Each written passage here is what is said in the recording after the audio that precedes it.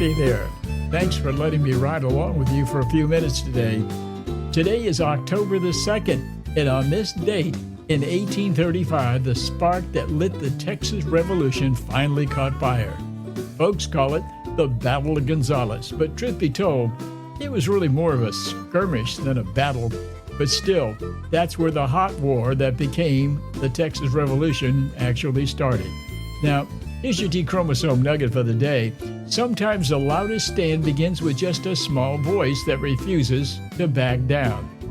See, the Mexican government had loaned the town of Gonzales a little 6-pound cannon years earlier so that the settlers could fend off the Comanches. But in 1835, tensions were already tight as a drum. Santa Anna's government ordered that they get that cannon back. And the people of Gonzales said in so many words, nope.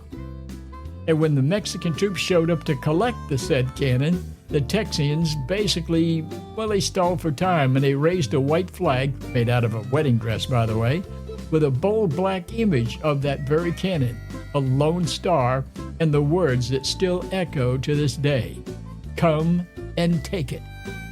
On the morning of October the 2nd, shots were finally fired. Nobody knew it then, but those first musket pops at Gonzales marked the beginning of a revolution that would lead to the Republic of Texas.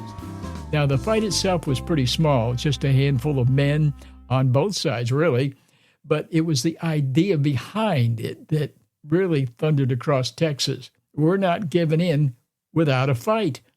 Now, here's the reflection part.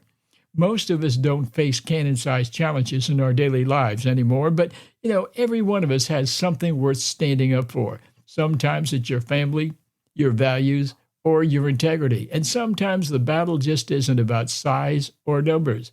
It's about drawing a line in the sand and saying, you know what, that's far enough.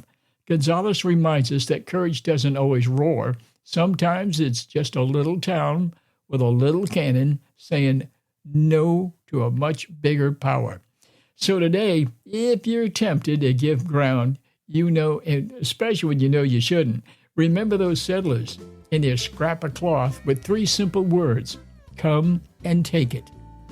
And I'll be back with you again tomorrow with another slice of the Texas spirit. In the meantime, let the high holy days of Texas begin.